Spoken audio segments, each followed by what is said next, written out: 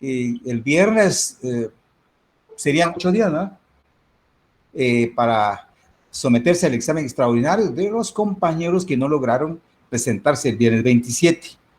Pero para ello tiene que ser la solicitud, ¿no? Dirigir por escrito a nombre del catedrático del curso, pero entregado en la correo de la Secretaría de la Coordinación del Semestre.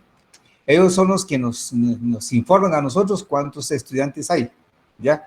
Entonces, ojalá que en esta sección no se dé el caso, pues, sí, pero yo voy a detectar mañana a miércoles, si no hace falta ninguno, pues definitivamente voy a trasladar antes del viernes la nota. Oye, Mariana, entonces gracias. esa es la razón.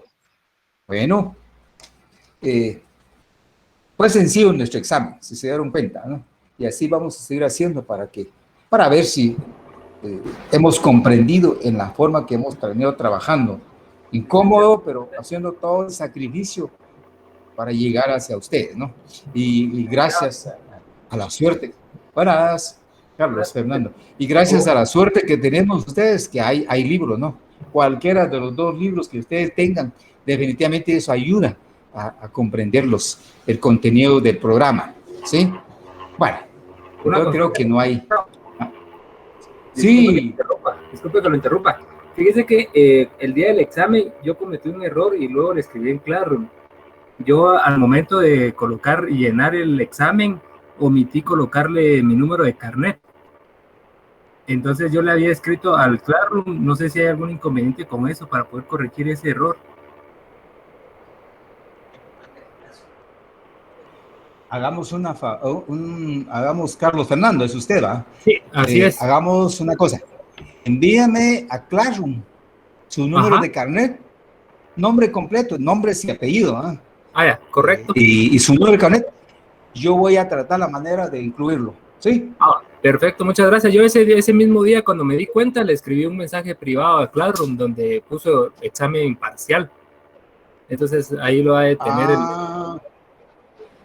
el mensaje, pero si gusta le voy a volver a escribir nuevamente. Hágame la campaña, tal vez pone ahí una línea más importante, urgente, algo así. Oye. De acuerdo, muchas gracias, licenciado. Por favor. Bueno, gracias. Claro que sí, Carlos. Bueno. Vamos a empezar, pues, jóvenes, con lo que nos obliga, ¿verdad? Nuestro deber seguir analizando o leyendo, pues, de parte de ustedes, los libros. Hasta donde pudimos llegar la última vez que hablábamos sobre los temas de acto, hechos y negocios jurídicos, me recuerdo yo, que fueron 3 conceptos, ¿no? Logramos desarrollar y, bueno, llegamos al final. Ahora, entonces, hoy, a partir de hoy, los temas que vamos a analizar ahorita hasta una semana antes, tal vez, o antes de unos días antes del segundo parcial, que ya nos están hablando por ahí, que quieren ya programar, ¿no? Entonces nos obliga a correr un poquito, ¿no? Bueno, entonces, jóvenes, solo recalco esto, lo que vamos a ir analizando de hoy en adelante hasta para la fecha señalada, el segundo parcial, van a ser los contenidos, ¿estamos? Entonces, les encargo por ahí su presencia, pues que no hagan falta, ¿no? Para ir viendo y analizando. En los dos, voy a pretender, a ver si nos alcanza el tiempo, vamos a hablar de otros 2 conceptos fundamentales, ¿no? Que nos obliga a analizar, que es el derecho objetivo y el derecho subjetivo, ¿no? Es un poquito doctrinario nuestra fundamentación, porque podemos ir a un diccionario o un autor, ya nos deja ahí, pero que el objeto de nuestro estudio es analizar un poquito el fondo, ¿ya? La naturaleza, característica, etcétera, de los conceptos. Bueno, dicho esto, jóvenes, no sé si ustedes habrán escuchado en algún momento en su vida cotidiana estos conceptos, el derecho objetivo, el derecho subjetivo, ¿no? Pero ahora nosotros, como somos los técnicos en el derecho, tenemos que explicar bien los conceptos en nuestra vida cotidiana. Vamos a ir viendo entonces cada uno de ellos. Sin embargo, estos 2 conceptos van, digamos, de la mano, ya van aparejados, van así unidos para su entendimiento. Yo quiero iniciar apoyándome siempre con autores, ¿no? Extranjeros, los expertos en el derecho, los científicos en el derecho, que se fundamentan para poder sustentar pues, el contenido científico del derecho. Bueno, decimos que una de las clásicas clasificación del derecho es la que se divide en derecho objetivo y derecho subjetivo. Porque ustedes, yo no sé si han hablado de algunas clasificaciones del derecho, han leído, qué sé yo. Por ejemplo, decir derecho sustantivo, derecho adjetivo, derecho absoluto, derecho relativo. ¿Eh? Y aquí esta clasificación, estos conceptos que hacemos, es recogido por los teóricos clásicos del derecho. Por eso hacemos esta síntesis, decir, una clasificación clásica de derecho, que siempre van a aparecer y seguirán apareciendo para sustentar nuestro conocimiento acerca del derecho. Muy bien, ¿qué se entiende, jóvenes, por objeto? Derecho objetivo. Podemos decir, es como el conjunto de normas jurídicas, o mejor dicho, es el constituido, o el integrado, el compuesto, qué sé yo, como el conjunto de normas jurídicas que forman el ordenamiento jurídico vigente. ¿Qué queremos decir con eso? El conjunto de normas jurídicas que forman el ordenamiento jurídico, es decir, voy a ir señalando tal vez así con la mano, de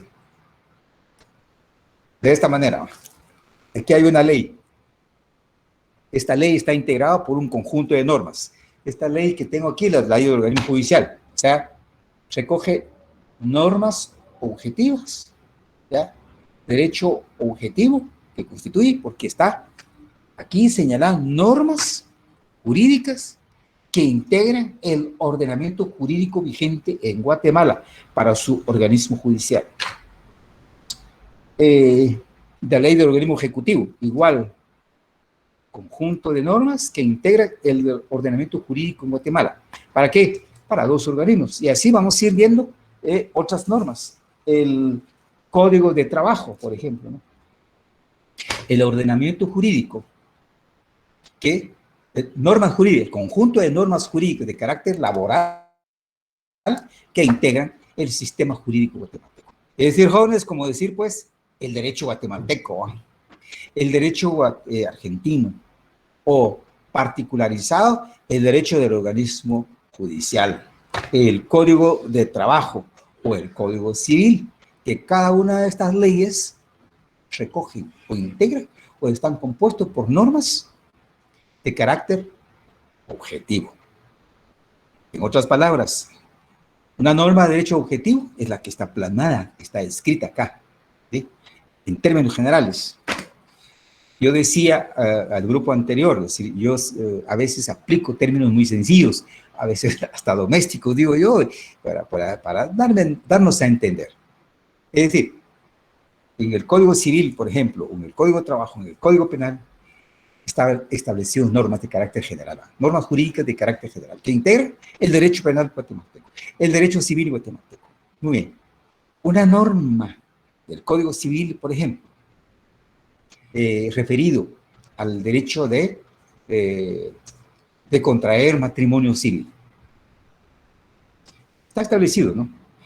De antemano está establecido en una ley, una norma especial de carácter civil. Ahí está. Ahora, si viene alguno de ustedes, no sé si están casados, ustedes son muy jovencitos, ¿vale? Si uno se casa, toma la decisión de casarse, en primer lugar, recurro a la norma, que es matrimonio, pensar, bueno, hay la capacidad, ¿verdad? ¿Qué capacidad hay que tener o manifestar por parte de la persona física? Pues capacidad de goce y de ejercicio, diríamos, ¿no? Y de ejercicio, pues más de 18 años hoy día en Guatemala. Bueno, entonces ya tengo 18 años, porque hay jóvenes que se casan a los 18 años, ¿no? O bien 25 años, 30 años, ¿no? Pues estoy en edad de casarme. Tengo capacidad de goce, de ejercicio. Y tomo la decisión de casarme, definitivamente yo me sujeto a esa norma, ¿ya? Yo me convierto en sujeto de derecho de la norma, ¿ya? Que establece el Código Civil relacionado con el matrimonio civil. Particularizo para mí, individualizo para mí esa norma jurídica preestablecida en una ley. De igual manera sucede con tomo como ejemplo matrimonio, que es un poquito más sencillo para explicarnos, darnos a entender. Por ejemplo, otro derecho, derecho objetivo establecido en el Código Civil dentro del matrimonio civil para el caso de la mujer. Ustedes saben que en el Código Civil establece un primer derecho a la mujer casada, dice, es el del derecho de agregar a sus apellidos, ¿no? Paternos, el primer apellido de su esposo, ¿no? Es un derecho. Entonces, cuando uno casa a una pareja, le dice usted, a partir de este momento tiene el derecho de agregar al apellido, de sus primeros apellidos, el primer apellido de su esposo, ¿no? Es un derecho, joven, no una obligación. Por lo tanto, derechos objetivos son normas, derechos preestablecidos en las leyes. El derecho penal, por ejemplo, ¿no? El que comete una acción delictiva, ¿no? El que roba, por ejemplo, el que se apropia de bien ajena, etcétera, etcétera, hará sujeto de una pena. Si yo soy honrado, no cometo ningún delito, esa norma preestablecida en el Código Penal no lo hago para mí, no lo individualizo para mí. Una norma de carácter laboral, derecho al trabajo, ¿no? El que presta un servicio bueno, bien explicado el tipo de trabajo, etcétera, tiene derecho de percibir un salario, ya sea semanal, quincenal, mensual y las distintas modalidades, ¿no? Pues eso, definitivamente, si yo trabajo, presto un servicio, pues definitivamente nace para mí el derecho de pedir un salario. El salario está establecido en la norma, ¿ya? Como yo empiezo y hago para mí la norma, pues definitivamente soy un trabajador y por lo tanto puedo recibir el pago de mi trabajo, de servicio prestado. O sea, pues jóvenes, el derecho objetivo es la norma sustantiva, o si se puede decir pasiva, ¿verdad?, establecida por el legislador en la ley. El conjunto de esas leyes, el conjunto de esas normas de derecho privado, de derecho público, ¿sí?, constituye el derecho de una sociedad, el derecho guatemalteco, el derecho argentino, el derecho mexicano, etcétera, ¿no? Y si tomo particularmente una ley, el Código Civil del matrimonio que mencioné, pues todas las normas del derecho civil, que es carácter privado, pues evidentemente se convierte en derecho subjetivo. Pero aquí dejamos, solo para no confundirnos, el derecho objetivo son el conjunto de normas que integran, ¿ya?, un sistema jurídico en particular. Hice lo posible con los ejemplos, ¿no? Y cómo se particulariza si uno como sujeto de derecho hace para sí. De igual manera sucede, ¿no? El derecho de propiedad, por ejemplo. El derecho de propiedad sobre un bien mueble o inmueble está establecido en el Código Civil. El derecho de compra-venta de un inmueble, compra-venta de un mueble, un vehículo, por ejemplo, pues está establecido. Si yo tengo la capacidad y compro una casa, compro un inmueble, un terreno rústico, compro un vehículo, pues definitivamente yo recurro a la norma sustantiva establecida en el Código Civil, ¿no? Y la tomo y la pongo en práctica, pues definitivamente resulta para mí ese derecho objetivo como derecho subjetivo. Les voy explicando qué es derecho subjetivo. Ahora, dicho los derechos objetivos, ¿eh?, ahora vamos al derecho subjetivo. ¿Qué son los derechos subjetivos?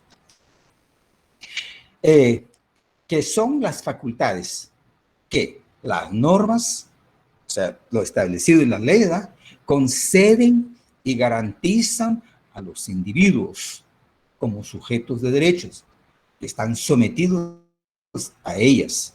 Es decir, las personas particularizan y se someten bajo el imperio de una norma preestablecida, ¿no? La compraventa de un bien, mueble o inmueble, a plazos, porque está establecido. Ese derecho a plazo está establecido en la norma, ¿no? ¿Cómo se puede tomar? ¿Cómo se puede desarrollar? Pues ya es parte de la práctica. Si una persona como sujeto viene y compra bajo esa condición o esa modalidad de a plazos, pues definitivamente se sujeta a esa norma, ¿no? Entonces, el derecho subjetivo viene acá que se somete la persona como sujeto de derecho bajo el imperio de esa norma objetiva a cumplirlas. Se convierte entonces esa norma, la que dan las pautas, por ejemplo, la que establece los lineamientos de conducta, de posibilidades, se convierte para esa persona en derecho subjetivo, ¿ya? El derecho subjetivo viene siendo entonces como que, ¿cómo podríamos decir, o como piensan ustedes, ¿no? Como el resultado, como la manifestación o la exteriorización de la aplicación de una norma objetiva, perdón, ¿ah? De una norma objetiva, la que está tomada, desarrollada o señalada de una ley, pues la tomo, pues definitivamente va a producir un efecto, ¿no? Un resultado para la persona que la toma como sujeto de derecho. Esas serían las ideas así, muy sencillas, como para diferenciar. Así rápido va introduciéndonos en las explicaciones de los dos conceptos, qué es derecho objetivo y qué es derecho subjetivo. Entonces, pero tenemos que ir viendo un poquito a profundidad de la explicación de cada uno de esos dos tipos de derechos, ¿no? Vamos a ver qué es qué dicen los tratadistas, los teóricos que desarrollan, que explican, que fundamentan cada concepto. Y en este caso siempre lo hacemos para el bien de nosotros, ¿no? De nuestro análisis del tema que estamos abogando en este momento.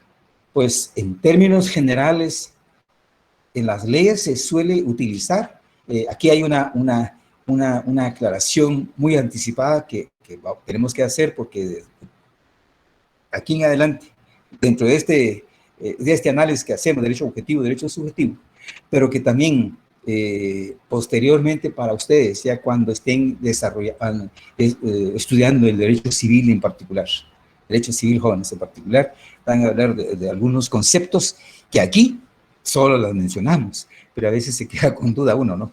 Pero eso se va a profundizar para ciertas tipos de derecho, ¿no? El derecho civil, por ejemplo, es derecho privado, ¿no? Relacionado sobre el primer concepto, escuchen esta palabra, sobre las cosas o la cosa. Que la cosa es como sinónimo de bien, ¿sí?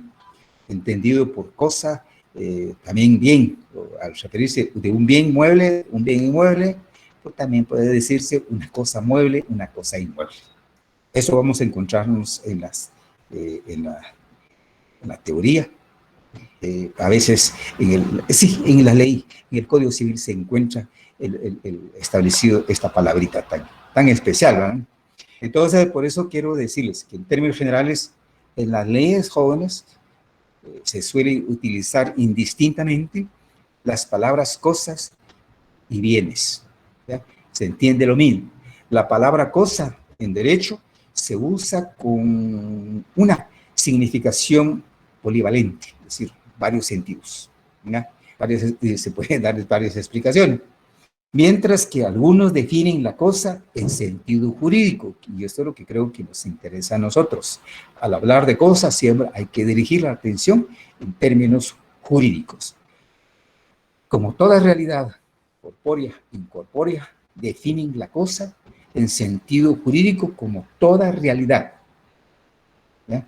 Susceptible de constituir la materia sobre la que recae una relación jurídica, materia, derechos subjetivos y obligaciones, ¿ya? Sobre un bien inmueble, un bien mueble, surge la relación o relaciones jurídicas entre sujetos de derecho, ¿no? Da lugar, pues, a las relaciones jurídicas. Los autores, yo los cito, me apoyo, porque son teóricos que fundamentan ampliamente sus análisis, que se llama Carlos Mouchet y Ricardo Sarroquín Becú. Ellos se refieren en conjunto, ¿verdad?, al objeto del derecho. Al objeto del derecho, entendido como normas, son conjunto de normas. Las relaciones jurídicas que se forman entre las personas o sujetos de derechos tienen siempre un propósito determinado, que es la finalidad perseguida al formar un vínculo. Así, por ejemplo, la compraventa tiene por objeto la entrega de la cosa. ¿O de bien? El contrato de trabajo persigue la realización del servicio encomendado. El que causa un daño debe indemnizarla. Ya, y entre otras tantas posibilidades. El objeto del derecho es, por consiguiente, la prestación debida por el sujeto pasivo de la relación, o sea, el obligado, al sujeto activo, que también se llama titular del derecho y acreedor en sentido amplio. Ahora, el concepto de el sujeto pasivo en una relación jurídica significa el que se obliga de hacer una cosa o de no hacer, ¿ya? Y el sujeto activo es el dueño del derecho, el titular del derecho. Por ejemplo, en una relación jurídica de un contrato de arrendamiento, el sujeto pasivo resulta siendo el arrendatario, es decir, la persona que alquila una casa, alquila un vehículo, un terreno, ¿no? En el campo sucede mucho, se alquilan terrenos rústicos para sembrar. Los agricultores, los campesinos celebran este tipo de relaciones jurídicas, ¿no? En el contrato de arrendamiento de una casa, de una vivienda, pues definitivamente el sujeto pasivo resulta el arrendatario, el inquilino de la casa, ¿no? Y el sujeto activo, tanto del ejemplo anterior como este, es el propietario del bien inmueble, ¿no? Es el sujeto activo. ¿Sí? Sujeto activo que cobra, que exige el cumplimiento de la obligación adquirida por el sujeto pasivo. Eso es lo que damos, o se da a entender acá otro concepto, ¿no? Porque siempre surge concepto distinto de lo que vamos a ir hablando. En este caso, la prestación también puede constituir ya en un hecho positivo, ya en un hecho negativo. En este último caso, el hecho negativo, hay una omisión exigida por el derecho. No causar daño a otro, por ejemplo. Respetar la propiedad ajena, no edificar a mayor altura de lo señalado en los reglamentos, por ejemplo, ¿no? Ejemplo, en la ciudad de Guatemala, aquí cerca del aeropuerto, un ejemplo viviente, ¿no? Cerca del aeropuerto hay normas de la municipalidad y otras instituciones del Estado que regulan esa forma de construcción. Cerca del aeropuerto no pueden construirse edificios altos, ¿no? A cierta altura señalada. Y si alguien construye contraviniendo lo preceptuado en las normas, pues definitivamente resulta siendo sujeto pasivo y el otro sujeto activo a exigirle la demolición, por ejemplo, del edificio, ¿verdad? Porque contraviene las normas jurídicas. Entonces, el sujeto, el derecho subjetivo acá, pues definitivamente resulta afectando o manifestando un resultado negativo por la omisión de la otra parte. Acá, entonces, jóvenes, hay tratadistas que hacen para profundizar su estudio, análisis, como digo siempre, profundiza el conocimiento del tema.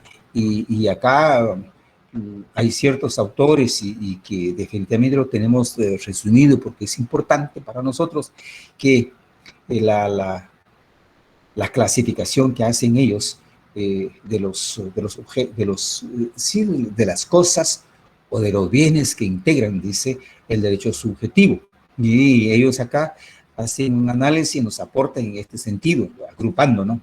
Agrupando los conceptos para dar a entender las distintas ideas, los distintos argumentos acerca del derecho objetivo y el subjetivo. Bueno, en primer lugar, hay un grupo, jóvenes, de la clasificación que se puede hacer con el derecho objetivo. Y viene acá el primer grupo, bienes. El primer concepto, la primera palabra que mencionamos al introducirnos, bienes, que son bienes, que se entiende por los bienes. Y los bienes, dicen ellos, que son todos los objetos materiales o inmateriales susceptibles de tener un valor económico, efectivo o de otro orden. Los bienes materiales se denominan cosas y el conjunto de ambos grupos constituyen el patrimonio de una persona. O sea, los bienes o cosas que son bienes materiales o inmateriales, ¿no? Bienes muebles o inmuebles, que siempre representan un valor económico, que tenga un valor económico. Ambos, el bien en sí, la cosa en sí, y el resultado, o mejor dicho, el reflejo de su valor económico, definitivamente constituye el patrimonio de la persona, ¿sí? Como sujeto de derecho. Eso en cuanto a los bienes materiales. ¿Y los inmateriales, jóvenes? Por ejemplo, el derecho a la vida, el derecho al honor, al dominio, el derecho a recibir las cosas compradas, recae siempre este modo de encarar el problema sobre esos bienes cuya protección asegura el orden jurídico. ¿Ya? Estos últimos conceptos que menciono definitivamente resultan siendo bienes inmateriales. Hechos u omisiones, que es el otro grupo, que son todos los deberes que el sujeto pasivo se encuentra obligado a cumplir. Obedecer, por ejemplo, ¿no? Un hijo resulta siendo sujeto pasivo del derecho. Él está, por ejemplo, en la obligación de obedecer a los padres, un trabajador, publicar las leyes sancionadas. Este es en el caso de las instituciones del Estado. El Estado mismo, ¿no? Como persona jurídica, también las normas que regula la existencia y naturaleza del Estado. Hay normas objetivas y normas subjetivas. También el de dictar clases, ¿verdad? El de trabajar, pues definitivamente constituyen entonces derechos objetivos. Conviene, por lo demás, no confundir estos hechos u omisiones que forman el objeto sobre el cual recae la relación jurídica con los hechos jurídicos propiamente dichos que dan nacimiento a esa relación y de los cuales nos ocuparemos seguidamente. El concepto de hechos jurídicos acá, jóvenes, es distinto a lo que argumentamos con anterioridad cuando vimos que son hechos jurídicos, ¿no? Que son hechos jurídicos, son actividades humanas de allá, ¿a qué lado se recuerdan? sin voluntad, sin voluntad. Si resulta una consecuencia jurídica, pues definitivamente se hace sujeto de derecho. Bueno, el otro, acá en el caso de los hechos u omisiones, se puede ver jóvenes sobre bienes, sobre los hechos jurídicos, sobre valores adscritos a la personalidad humana y bien valores institucionales. ¿Ya? Son cuatro subniveles o subcategorías que podemos mencionar o señalar acá bajo el grupo de hechos u omisiones, ¿no? Por parte del sujeto de derecho. Los bienes son los objetos corpóreos o incorpóreos que pueden procurar al hombre utilidad y son susceptibles de apropiación.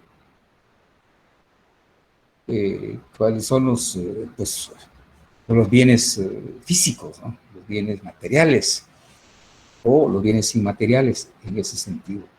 El segundo grupito los hacemos sobre los hechos jurídicos. Estos constituyen objetos de derecho cuando son apreciables económicamente y pueden constituir materia de relaciones jurídicas.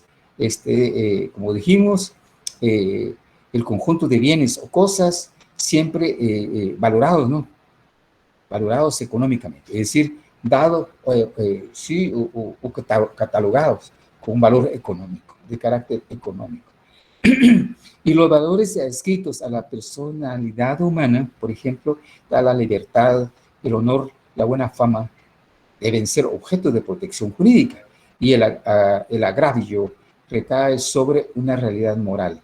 También procede la indemnización. Así las detenciones arbitrarias, como por ejemplo, ¿no? Cuando se captura a alguien que no era el responsable de una acción delictiva, eso definitivamente hay una lesión a la personalidad humana, ¿no? Se ofende a la persona. También otras acciones como la calumnia, la injuria, pues definitivamente las difamaciones, el ultraje al pudor, son hechos que lesionan la integridad de las personas. Objeto especial protección jurídica. Es decir, las normas, carácter penal, establecen ya las consecuencias. Entonces, jóvenes, como persona, ofendido en su dignidad, ofendido en su integridad, incluso en su libertad, pues definitivamente esos son normas de derecho objetivo establecido. Pero si viene alguien y sí acciona en contra de el sujeto de derecho, pues definitivamente el sujeto pasivo resulta la víctima y el sujeto activo resulta siendo el que actúa, el que hace la señalización, el que comete el delito, ¿no? Por ejemplo. Eso están establecidos en las normas. Y al tomarse para una persona, se resulta siendo derecho subjetivo.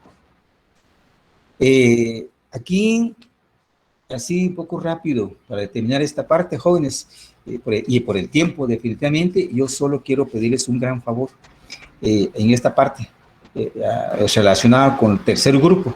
Los grupos adscritos a la personalidad jurídica, cuando mencionamos la comisión de delito, de alguna acción delictiva, ¿no? Pues eso está regularizado en nuestro sistema, el Código Penal.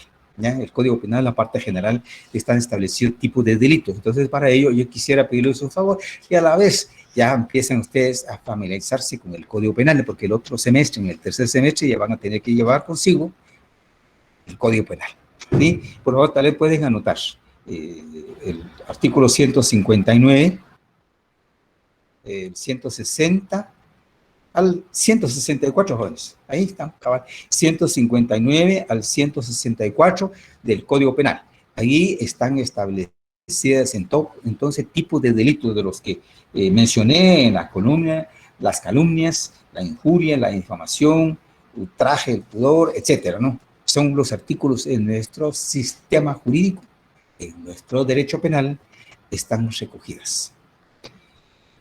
Bueno, el cuarto grupo de los hechos u omisiones están los valores institucionales. A ver, al hablar de valores institucionales, pues tenemos que hablar del Estado y de sus instituciones.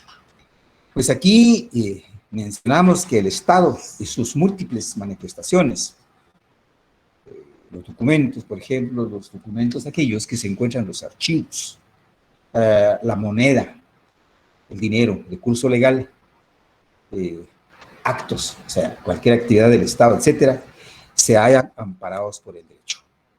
Cuando digo actos, por ejemplo, la prestación de un servicio, ¿no?, que debe prestar el Estado, está amparados por el derecho. Pues aprovecho de decirles qué tipo de derecho, derecho público, ¿no? Área del derecho público es el que se desarrolla, ¿no?, en el Estado y su ámbito circundante. Y cuando se consuma la violación o la omisión o la violación de una norma de esta categoría, pues definitivamente el derecho objetivo, al ser particularizado o individualizado, o un sujeto se convierte en negativo, ¿no? Contenido negativo, y pues definitivamente a obligar a su cumplimiento. También aquí, de esto, ¿qué tipo de sanciones o tipos de delitos que pueden cometerse en contra los bienes del Estado? ¿Ah? Por omisión se incumple el contenido de una norma y causa algún efecto negativo, ¿no? Definitivamente en contra de los intereses del Estado. También aquí yo quiero pedirles un favor de tomar nota de ciertos artículos, para que ustedes vayan a recurrir un poco más tarde al Código Penal, que aquí señalo, en primer lugar está el artículo 314 del Código Penal, que se refiere al delito de alteración de la moneda.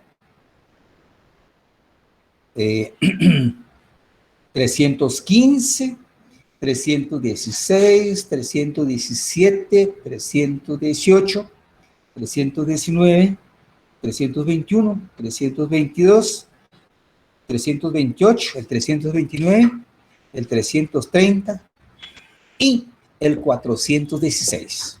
¿Ya? Ahí están fundamentados los delitos que yo mencioné acá. Estamos, bueno, jóvenes, pero también el Estado, por ejemplo, puede tener relación con normas de derecho privado, puede tener relaciones con derecho privado. ¿Y cómo se da esto, no? En nuestra legislación guatemalteca, yo podría decir, el Estado, cuando tenga o tiene la necesidad de arrendar un inmueble para la instalación de una escuela pública, por ejemplo, o bien para la instalación de un hospital, porque ustedes saben que el Estado es el que tiene que prestar los servicios públicos, ¿no?, a la sociedad. En ese sentido, el Estado celebra un contrato de arrendamiento, ¿ya?, o también celebra contratos de compraventa. Puede el Estado comprar un bien inmueble, ¿no? Solo que tiene que sujetarse a los procedimientos establecidos en leyes especiales. En este caso, si un Estado llega a tener relación con normas de derecho privado, pues definitivamente la ley, en primer lugar, que debe aplicar, observar el Código Civil, ¿no? Luego la ley de contrataciones sería, ¿no?, porque esa es la norma de una ley de carácter público, administrativo, tiene que aplicar en primer lugar, pero encuadrado dentro de las formalidades de las contrataciones, y de las formalidades de las contrataciones lo establece el Código Civil. Entonces aquí, por favor, les quiero rogar que anoten por ahí una lectura rápida de estos artículos del Código Civil: 442, el 443, el 444, el 446 y el 451, ¿ya? Que todas esas normas que he señalado, jóvenes, tanto el Código Penal como el Código Civil, son normas jurídicas, ¿no? Que constituyen o que integran el derecho objetivo, ¿no? Son aquellas normas preestablecidas en las leyes, ¿sí? Muy bien. Le dijimos al inicio, ¿no? Cuando se particulariza una norma para una cosa o acto concreto, entonces esa norma objetiva se convierte en normas de derecho subjetivo, ¿no? ¿Ya? Porque hace uso para sí el contenido de esa norma preestablecida. Muy bien. Esto es todo relacionado en cuanto al derecho objetivo. Ahora bien, nos queda un poquito el análisis para el derecho subjetivo. Ya dijimos algo en cuanto al derecho subjetivo, ¿no? ¿Qué entendemos por el derecho subjetivo? Al inicio dijimos, son las facultades que las normas preestablecidas, ¿verdad? Que dijimos, conceden y garantizan a los individuos sometidos a ellas. Cuando yo dije lo que está establecido en la ley y cuando sepa, por ejemplo, el derecho al matrimonio, al derecho a la compra, bueno, cualquier derecho de hacer o de no hacer, establecido en la norma objetiva, si la tomo para sí, al particularizar o individualizar, sería ya la norma subjetiva. Entonces, normas que integran el derecho subjetivo, pues ahora derecho objetivo que entendemos técnica con base a la doctrina o con sustento a la doctrina. Podríamos decir un poquito así rápido, ¿no? Como introducción, además, con las palabras sencillas que hemos mencionado, como la facultad de hacer o exigir todo aquello que la ley o la autoridad establece en nuestro favor. Al decir que establece en nuestro favor, lo establecido en la ley en nuestro favor, ¿verdad? Lo que está escrito, por ejemplo, ¿no? El matrimonio, si quiere encontrar matrimonio, pues cásese, va. Y si quiere cambiar de nombre, cámbiense de nombre, ¿no? Y quiere comprar un bien, inmueble, pues compra, ahí está. Y si el sujeto de derecho se encuentra en capacidad, ¿no? Física, volitiva, con capacidad de goce y de ejercicio. Y otros tipos de capacidad económica, capacidad que tenga, que es guatemalteca, y, por ejemplo, si la ley exige y pide que sean solamente guatemaltecos, pues él llena el atributo de que es guatemalteco. Si vive en un departamento, tiene que tener su domicilio exactamente, ¿va? Y vecino. Todo esto que leímos anteriormente y aquí viene a colación y que vale la pena tenerlo. Entonces, en ese sentido, nuestros autores, ¿qué dicen al respecto, no? ¿Qué dicen al respecto de los autores? Son los que argumentan a fondo las explicaciones, ¿no? Y ampliar nuestro conocimiento.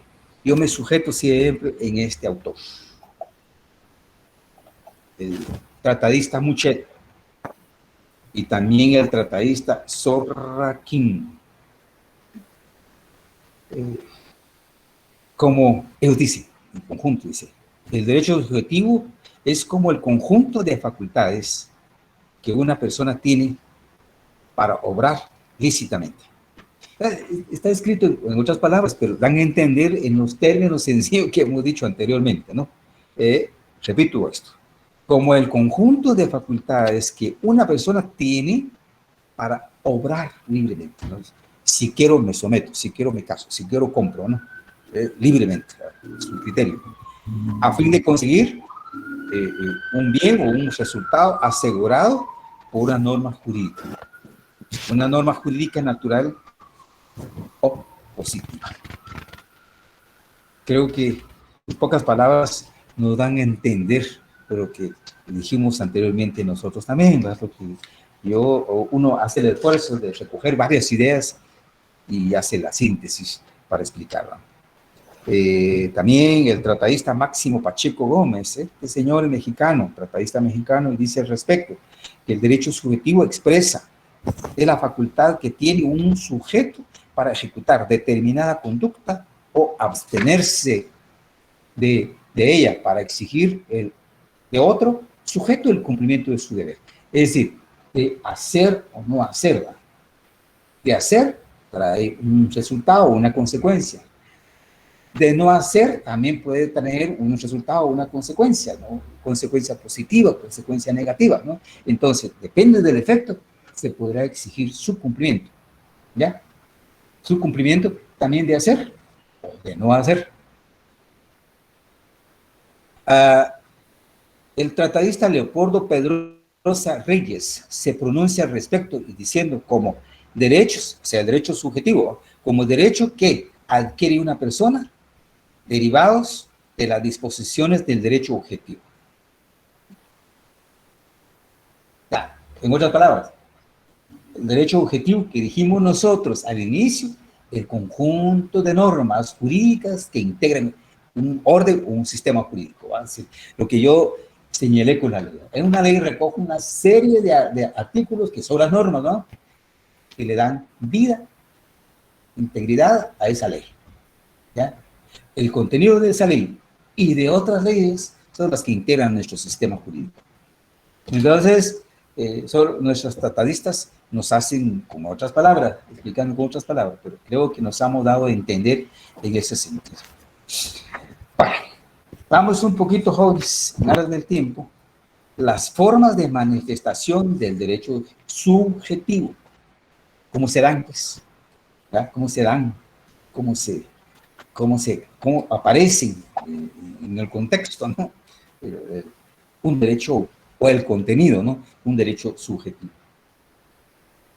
Aquí lo hacemos por grupos, hay 4 grupos. Los tratadistas, nosotros recogemos previo análisis y si nos parece, lo tenemos recogido, ¿no? Entonces, en este momento tenemos que hacer el análisis del primer grupo. Dice, una forma de manifestación del derecho subjetivo como derecho de libertad jurídica. ¿Ya? El primer grupo, como derecho de libertad jurídica. En este caso, el titular puede optar entre ejecutar o no la conducta que se refiere a la facultad jurídica respectiva. Por ejemplo, el derecho que tiene una persona para contraer matrimonio, yo decía, de hacer, pues, o no hacer. Depende la orientación de la norma, ¿no? Y la norma aquí, para el derecho a matrimonio, que es como derecho, ¿no? Objetivo, de libertad jurídica. Está ahí la norma, libremente establecida, y con mi plena libertad yo digo, sí, voy a contraer nupcias, significa que me voy a sujetar al imperio de esa norma, ¿no? Bueno, esa es una forma de manifestación de derecho subjetivo. Si uno la aplico para mí, el derecho subjetivo, entonces no aparece, ¿no? B, como poder de reacción de derechos y deberes o poder jurídico. En este caso, el titular o el dueño del derecho subjetivo puede crear nuevos derechos y obligaciones mediante el ejercicio de la autonomía de la voluntad. Pones también otro concepto, la autonomía de la voluntad. Yo soy un sujeto con plena libertad de pensamiento y de actuación. Tengo dignidad, tengo libertad de expresión, libertad de desenvolvimiento, libertad de actuar, ¿no? Entonces, esto definitivamente sí, lo puedo modificar haciendo o no haciendo, ¿verdad? El contenido de una norma. Por ejemplo, el derecho que tiene una persona para establecer una fundación. Hablábamos en su oportunidad, aquí se pone este ejemplo, la autonomía de la voluntad de una persona, dueño, propietario de muchos bienes económicos, representado en bienes o cosas, muebles o inmuebles, etcétera, y de buena voluntad se asocia o invita a otros para que se asocien y creen una fundación o una persona jurídica colectiva, pues, ¿no? Sin fines lucrativos. Esto es por el lado de las personas jurídicas sin fines lucrativos, pero como también puede ser en la línea de una persona jurídica colectiva con fines lucrativos, es decir, asociarse en una empresa mercantil, ¿no? una sociedad anónima, por ejemplo, ¿no? Tiene la plena libertad de actuar o no actuar, ¿no? De aportar o no aportar. Es decir, ¿quién le dice a él o quién le puede decir, mire, señor X, no aporte su dinero, no aporte su bien inmueble, por ejemplo, ¿no? ¿Para qué? Nadie le puede decir, nadie lo puede orientar, ni desorientar su manifestación de voluntad, su plena autonomía, su voluntad plena, absoluta, ¿ya? De actuación y de desenvolvimiento. Un tercer grupito lo hacemos como pretensión o derecho a exigir el cumplimiento del deber ajeno. En este caso, el titular del derecho puede exigir del otro el cumplimiento de su deber correlativo. Por ejemplo, el derecho que tienen el acreedor de exigir al deudor el pago de lo adeudado. Es decir, un contrato de arrendamiento entre particulares, es decir, vigencia o relación jurídica de derecho privado. Pues el dueño de la casa da en arrendamiento y el otro toma, pero con la obligación de pagar, ¿verdad? Y devolverlo al cumplir el plazo o la condición establecida, ¿no? Para el uso y goce del inmueble dado en arrendamiento, ¿no? Pero si el arrendatario incumple con pagar en primer lugar o incumple con entregar la casa, pues el acreedor, como sujeto de derecho, titular de derecho, definitivamente exige al deudor el pago de lo deudado o la devolución del bien dado en arrendamiento, ¿no? Queda entre el grupo como pretensión, dijimos, o derecho de exigir el cumplimiento del deber ajeno. ¿Sí? Se cumple. Y por último, está el grupito como derecho de cumplir el propio deber. Esto es interesante, ¿no? En este caso, el titular, a quien se le ha impuesto un deber, tiene el derecho de cumplir ese deber y de solicitar que se prohíba a los demás que le impidan ese cumplimiento. Pongo como ejemplo del arrendamiento que dijimos anteriormente, traemos para acá. Es decir, puede haber varios ejemplos, pero yo voy a tomar como el de arrendamiento. Sujeto de derecho, como propietario, dio en arrendamiento, dijimos, ¿no? El dueño del derecho es el arrendante y el arrendatario o la persona que arrenda o alquila, ¿ya? Ese es el sujeto pasivo, ¿no? Este señor, por ejemplo, pongo como ejemplo acá con ustedes, el inquilino, el arrendatario, por razones, en este momento, de la forma en que estamos viviendo, joven, no hay trabajo, por ejemplo, ¿no? Y si una persona vive alquilando una casa con una mensualidad de dinero para pago de renta y él no tiene trabajo, no tiene dinero, pues posiblemente no llega a pagar con puntualidad las mensualidades. Si pasa 1, 2 o más meses, pues definitivamente reacciona el propietario, el acreedor, el dueño del derecho, el sujeto de derecho, el titular del derecho, ¿no? Reacciona y pide a que el señor fulano de tal, y por incumplimiento del contrato o el compromiso, que se retire, ¿ya? Porque demostró irresponsabilidad, incumpliendo el compromiso o el contrato suscrito, por ejemplo, ¿no? Y como arrendatario, como inquilino, logra obtener el dinero y paga, pero el dueño de la casa o de la cosa como hemos dicho, del bien inmueble, se niega a recibir la renta, ¿no? Yo no quiero recibir renta, y este ejemplo que estoy poniendo que se da en la vida práctica. No quiero recibir renta ya, porque usted va a seguir siendo lo mismo. Me paga hoy, pero ya el otro mes no me voy a pagar, ¿no? Entonces, no. Lo que quiero es que se retire, por ejemplo. Entonces, al arrendatario o inquilino le nace un derecho, hay un derecho objetivo plasmado en el Código Civil, ¿no? Que establece cuando alguien haya dejado de cumplir razones bien justificadas y hoy demuestra capacidad de pago, pues el dueño no, el titular de este derecho de recibir no lo acepta. Entonces, este señor, como arrendante, recurre a la vía judicial y deposita. Un trámite muy sencillo, eso lo van a saber ustedes en derecho civil posteriormente.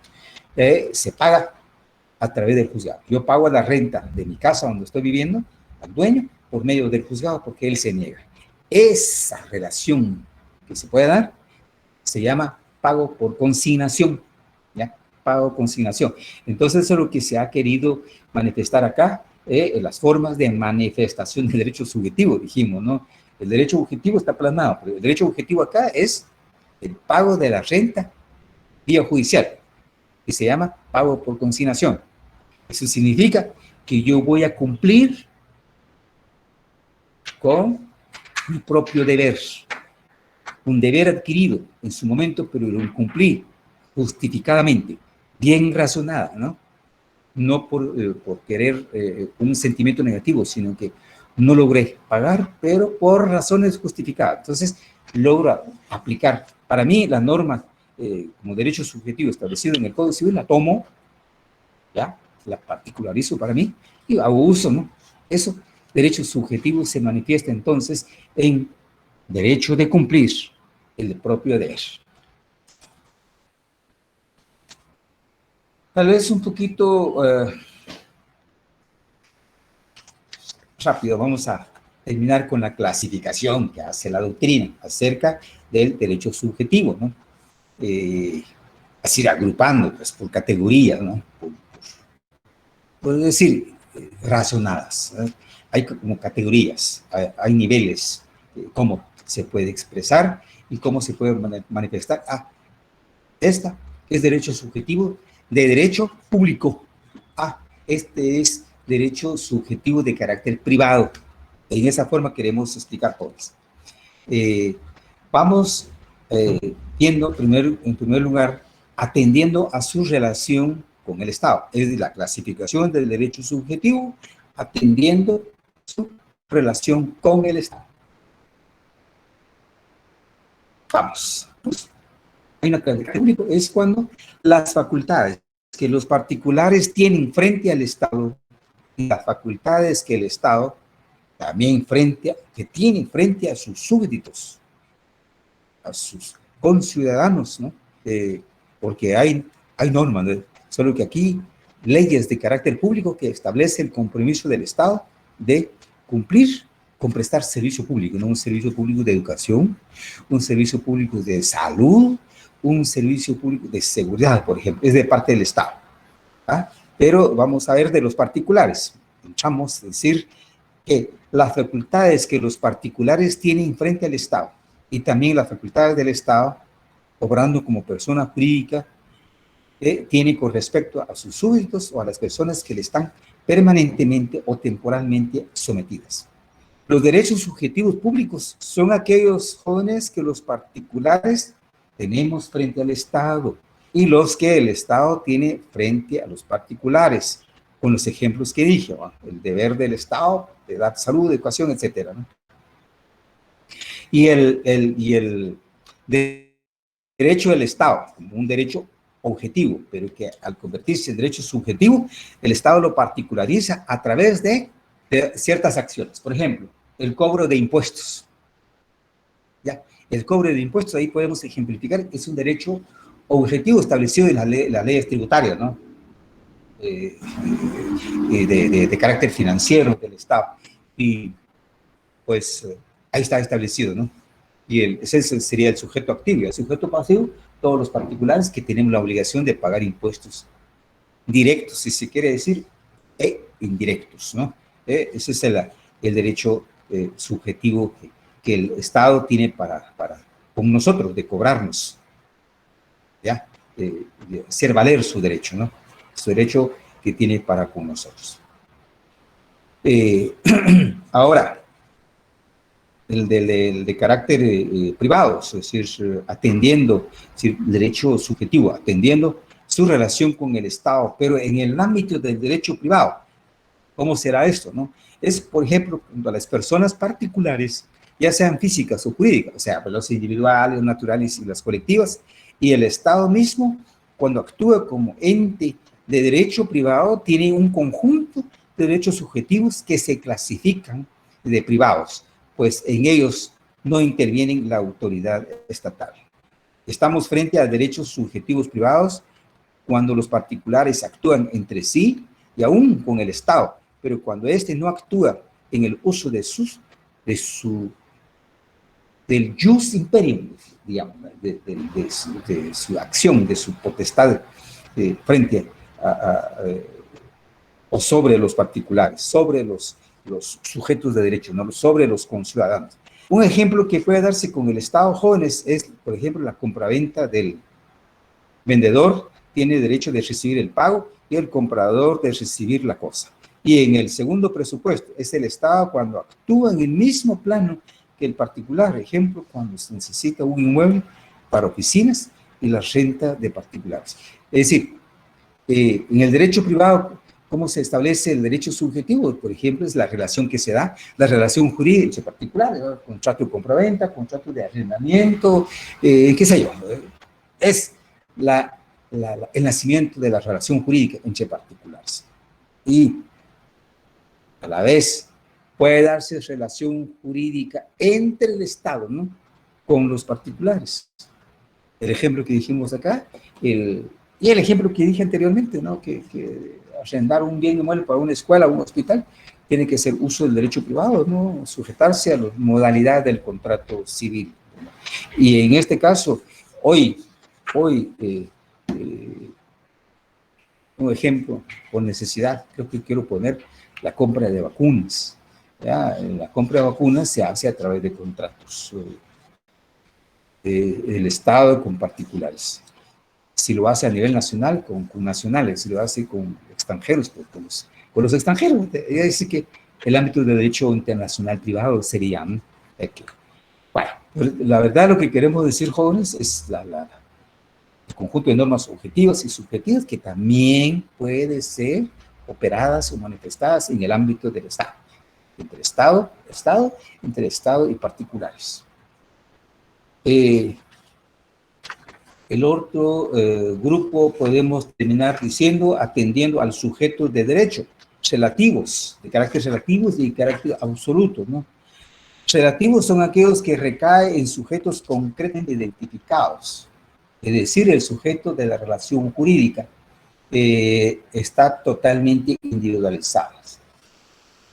Y absolutos son aquellos que obligan para con el titular del derecho, ¿no?, a todos los demás miembros de la comunidad.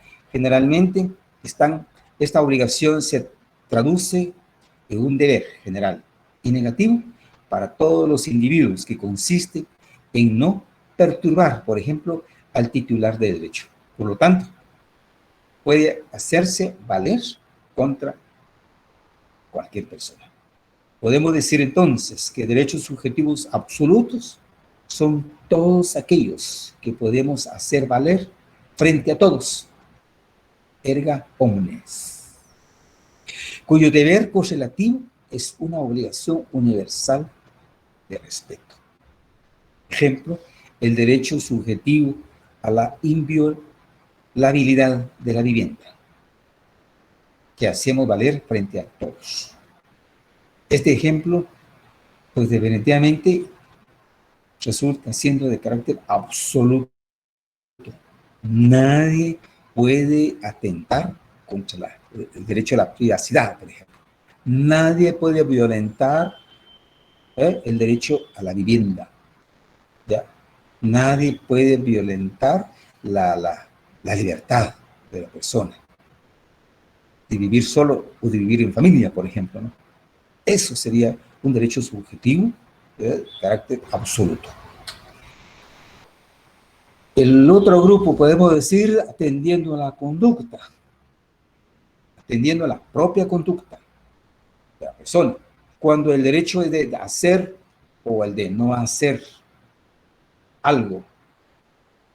Ejemplo, el derecho de vender las cosas de mi propiedad o el derecho subjetivo a abstenerse de exigir el pago de la cosa vendida. Puede darse en la vida práctica. Atendiendo a la conducta ajena, cuando el derecho subjetivo recae sobre la obligación correlativa de otro sujeto. Ejemplo, el derecho a exigir el pago de la cosa vendida. Y atendiendo a la actividad,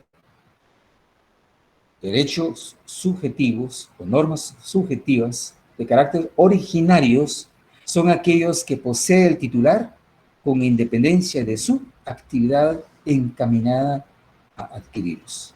Estos derechos son los establecidos fundamentalmente en la Constitución y cuyo ejercicio es inherente a la persona humana. Ejemplo, el derecho a la vida, el derecho al trabajo, el derecho a la educación. Y derivados, los que se adquieren en virtud de un hecho del titular. Se llaman derivados porque resulta de un acto, de una actividad del particular. Ejemplo, el derecho de alimentos, derivado del derecho a la vida. El derecho al salario, derivado del derecho del trabajo. El derecho a la inscripción en las escuelas públicas, derivado del derecho de recibir la educación primaria. Y por último, atendiendo al patrimonio de carácter reales, personales o de créditos. ¿Cuáles son los reales? Derecho real es el que recae directamente sobre la cosa, sin mediación de otra persona, precisando el titular de acto ajeno para satisfacer su interés. Así, quien tiene una servidumbre de paso puede transitar por el fondo grabado con ella sin precisar de la cooperación o el consentimiento del dueño. Es decir, jóvenes, el derecho real, generalmente el derecho establecido en el derecho privado, en el Código Civil, es que se tiene de manera absoluta sobre bienes inmuebles, ¿ya? Aquí estamos manifestando, por ejemplo, alguien que tenga un derecho de servidumbre. Servidumbre, es decir, puede ser de paso, ¿no? Consiste en un terreno ubicado al fondo de varios, o de uno, que no tenga salida, que no tenga acceso a la vía pública, al camino, a la carretera. Se establece la servidumbre de paso, ¿no?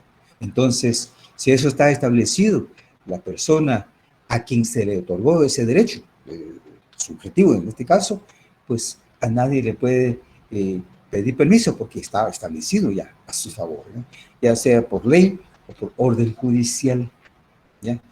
Atendiendo, dice acá, por eso al grupito al patrimonio de carácter real. Es decir, además de la propiedad está la servidumbre, el usufructo, etcétera, ¿no? Por eso es que les indiqué por ahí una norma, la última norma del Código Civil para atender bien este asunto. Y por último, jóvenes, las personales de crédito. Es una actividad correlativa de obligaciones especiales frente a uno o varios sujetos individualmente determinados. Derechos personales o de crédito son aquellos que pueden efectivizarse